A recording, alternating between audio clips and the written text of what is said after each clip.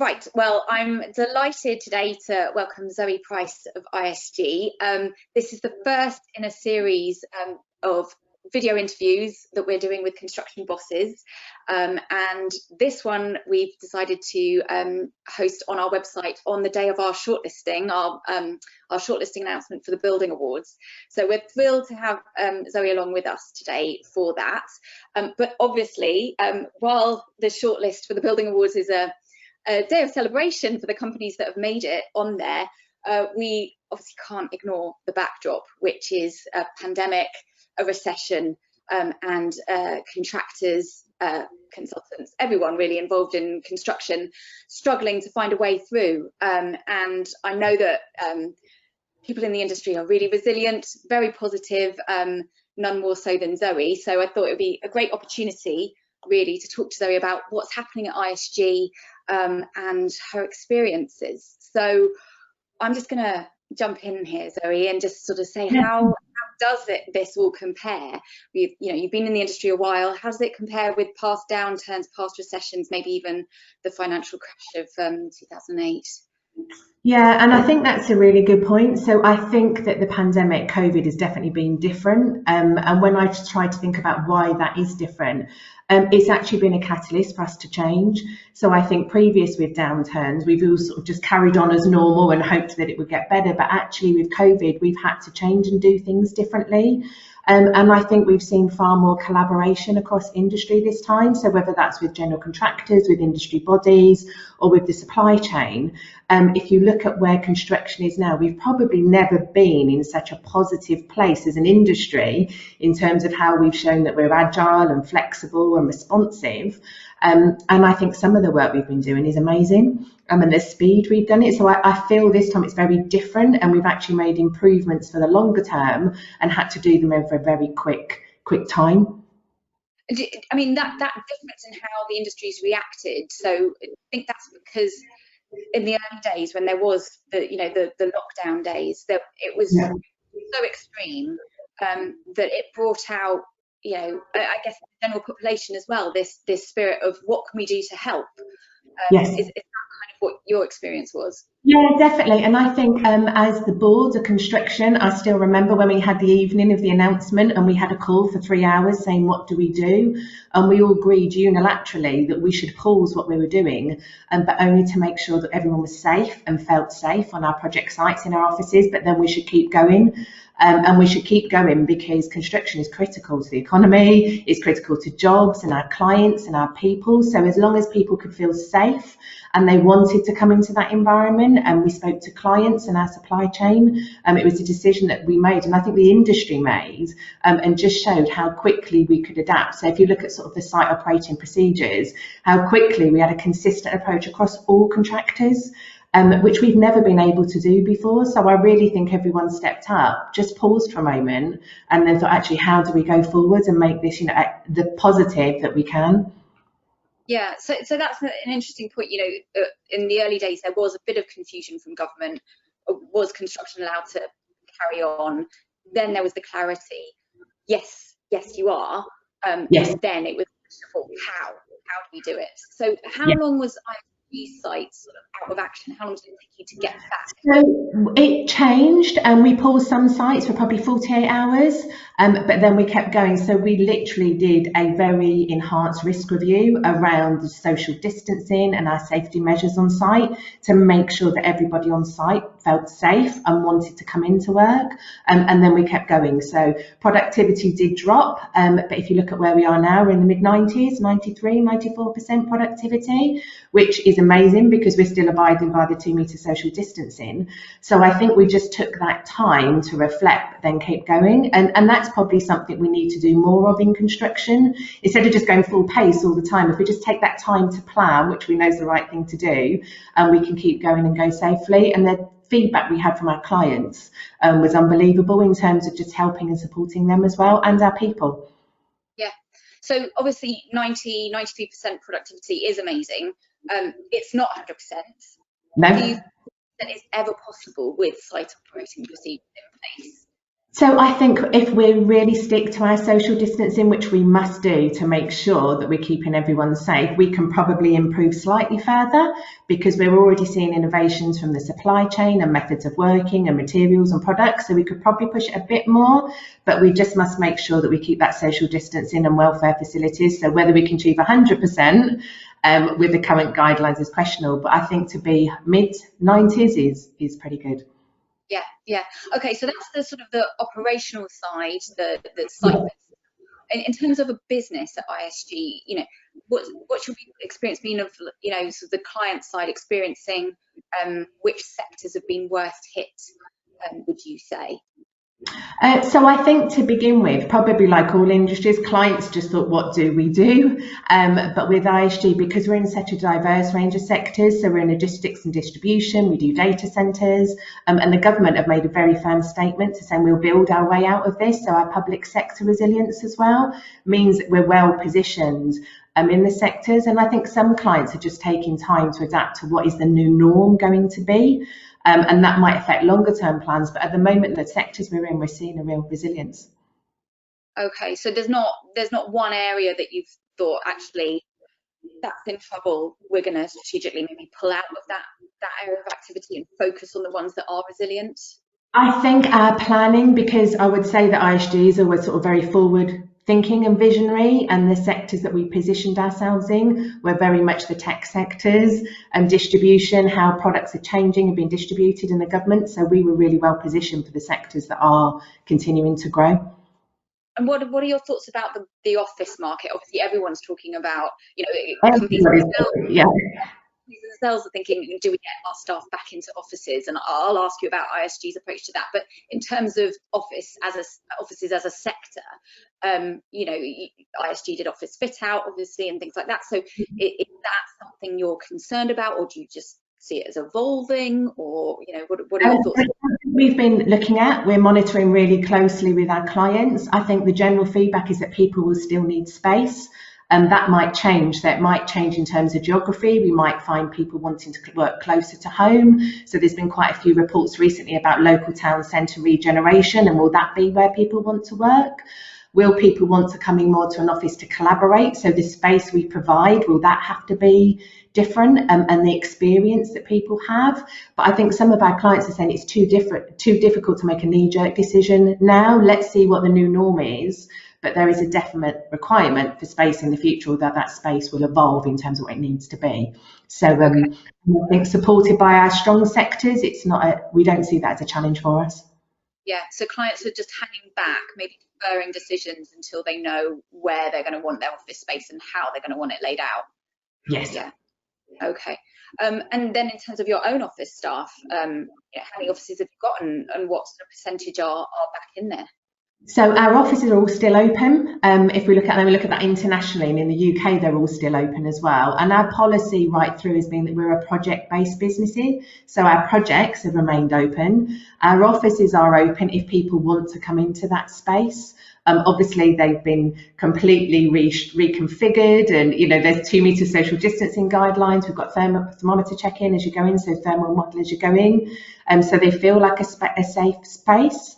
And we found that people are using them to collaborate more. So some of the work-winning functions probably are using the space, and some of the transactional working from home. But we're really making sure that we support every individual person. So if they want to come in to a local office, that's something we can support. But also if they want to work at home, and we are seeing more remote working, then that can work as well. So we're really just trying to support each individual. Have you sort of seen it in percentage terms, the sort of home working office split, or? No, I think at the moment most people are working in an office 2 days, 2 to 3 days, and tends to be where people are sort of splitting their time. I definitely think people will rethink that work-life balance. And people working remotely are saying, actually, we spent more time with the family, we're having tea with the children, we haven't had to spend that journey time. So I think that's probably another real positive, that as an industry, what a great opportunity to be more inclusive. Yeah, and I'm just thinking in terms of, there's been talk about, is this actually an opportunity for women? Because, Totally. that work has always been a problem. But then there's also the flip side of that coin, is that actually you've got maybe kids in the house, or so are you finding some people are finding it more stressful, some people are finding it easier? Is there a mix of From a reactions? personal point of view, having 2 children in the house for 6 months wasn't really that easy to juggle.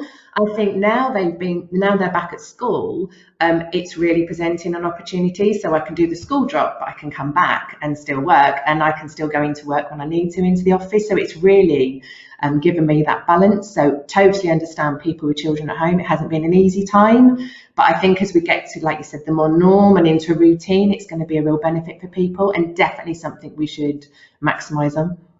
Yeah, great. Okay, I'm going to move on to sort of what's coming up next sort of 6 months, and we're sort of approaching quite a bleak looking winter. We've obviously had announcements from the Prime Minister about more restrictions, and particular parts of the country are more affected.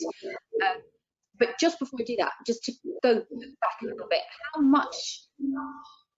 how useful did ISG find the furlough? Was that a bit of a game changer in those dark days of May? Yeah, I think the main thing that the furlough did was enable us to keep our talent, Chloe. So we all know that construction challenges around talent and skills. And what it did enable us to do with that government support is to make sure we kept the best people and our talent in the business. So unprecedented, but definitely appreciated by construction to be able to have all our skills within the business. Okay, and have you still got people on furlough, or is everyone back? No, everybody's back. Right. Okay. Yeah. Okay. So looking ahead, then, we had the UNAC's winter economic support package. There are more restrictions now in place than how confident are you feeling about the next 6 months? So what we have seen is that where we've had local lockdowns, we've been able to continue much more smoothly. So we now have the processes in place. So we have the track and trace.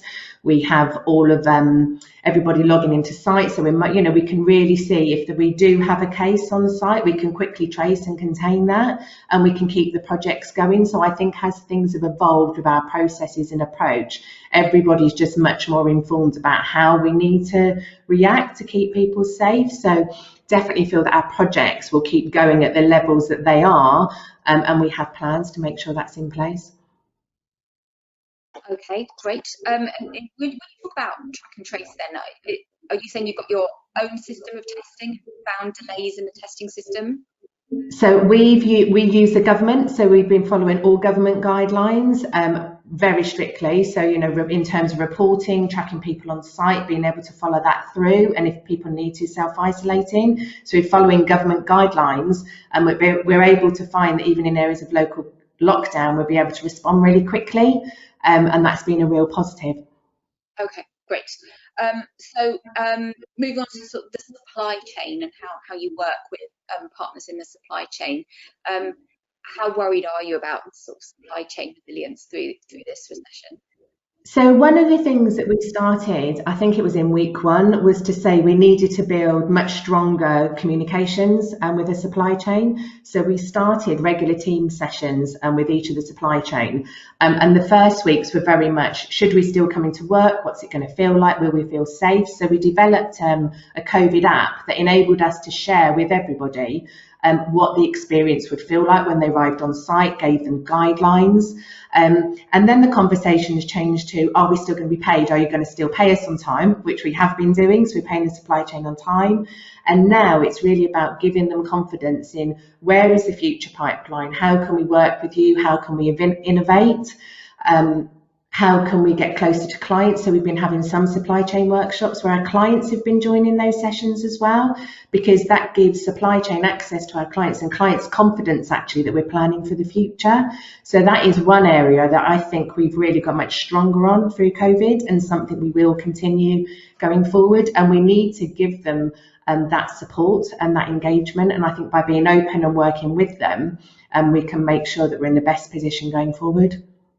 That's interesting. So are the client workshops, is that a new thing that you've started doing since? Yeah. So, and we did regular client supply chain engagements, but we never did them every week or every month as we've been continuing to do. And actually speaking to clients, some of their concern was, are the projects going to keep going? Where are you finding the challenges? So we thought, actually, why not invite them to some of the sessions? So they both start to build a relationship and hear firsthand, and that's proved really successful. So do you think that's the kind of thing where you might continue that? I know I say once this is all over, we don't know when it's all going to be over, but are there certain lessons that you think you've learned through this that you will carry on no matter what happens? Yeah, definitely. The use of technology, how we've been using videos to inform clients on progress, how we've been sharing method statements with people using technology, definitely one that we want to keep. The balance, so reaching the balance between working remotely and in the office. I think, like I've said before, ideal opportunity for us to be more inclusive, and collaboration and openly with the supply chain is definitely one that we'd sort of talked about, but we hadn't done. So now we've done that, it's one of the ones we want to keep. So I have my list of things we don't want to keep, and things we want to keep going forwards, and to make sure we're a more resilient and also forward-looking business. Just to unpack that bit about method statements for me. What does that refer to? What was that? Sorry, Chloe? Sorry, my line might be going down a bit. You just mentioned that you did sort of video method statements with clients. Could you just explain that? Yeah, so we've been doing project updates for clients now using video, using 360-degree video, because one of the things that we have found is that clients and consultants weren't able to visit site. So by giving them access to information, we were able to keep the projects going. So communicating in that collaborative way has really helped. And also in terms of safe working practices on site, because we were getting people to work in a different way, we've used video content that we then share through our app with everybody, showing how things can be done in a new way. And that's been much more beneficial than a historical, reams and reams of paper. And that's an approach we've actually shared with Build UK, but also shared with one of our clients who was delivering education facilities and saying they wanted to get schools open. So we developed a very similar app for them to share with parents and pupils and learners, to say, when you come to school, this is what the room is going to look like, this is what it's going to feel like, these are the safety guidelines. And it's just really taking the best of technology and how we all use it going forward to help people move forward, which has been really positive. Okay, so that's a keeper. You said you had a list of things you were going to chuck. Is there anything there's something you don't want to do? I think it was just at the beginning, sort of, should we do this? Just being really clear on what we're going to do and sticking to the plan has been really positive. And I think everybody to begin with felt, should we be visible? Should we be on project sites? But just really giving confidence to our sites that yes, as long as we felt safe, that was the right thing to do. So that was definitely a keep, and just being really clear on expectations with people and supporting them. Okay, so if there was to be a future national lockdown, unlikely but possible, yeah, say there would be less confusion, would you do things differently? Are you well prepared for that scenario? I think we're well prepared, and we still do weekly review meetings on how we would respond and is there anything we should be doing differently. But I definitely feel in a very confident place, just from the local lockdowns that we've seen, that we're more resilient. We have the processes in place, and people's behaviours have changed already around the social distancing. So we should be able to keep going at the levels that we are. Great. Okay. So just final few questions about kind of looking ahead. But do you think there's been one big sort of game changer over this period? Something that we should all take away?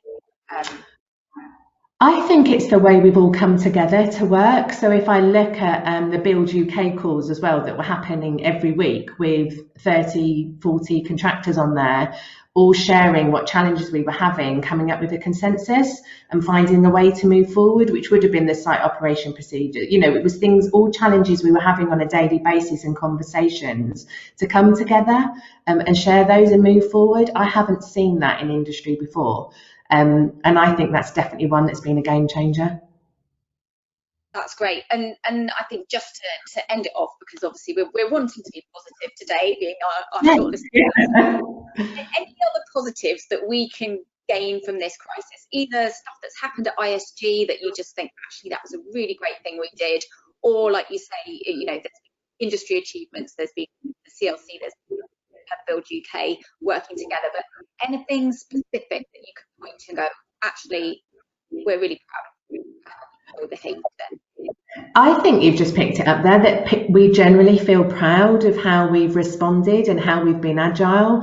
And if that helps us to attract more people into the industry longer term, and more diverse talent, because we are proud and we're all feeling that we've done a good job, then I think that's a really good positive. Okay, well that is a good note to end on, and obviously I know that the industry is always looking for and if this can be one good that comes out of a terrible situation, then that's something to celebrate. So thank you so much, Zoe, for your time today. I'm just going to end off by saying, obviously, for the audience, today is a day of celebration. We will be making further announcements today about the shortlisting, so keep your eyes and ears out for those as they are announced throughout the day. Good luck to everybody who entered. Hope you make it onto the shortlist. And Zoe, thank you so much again for your time. No, you're welcome. It was great to catch up. All right, brilliant. Thanks, Zoe. Cheers.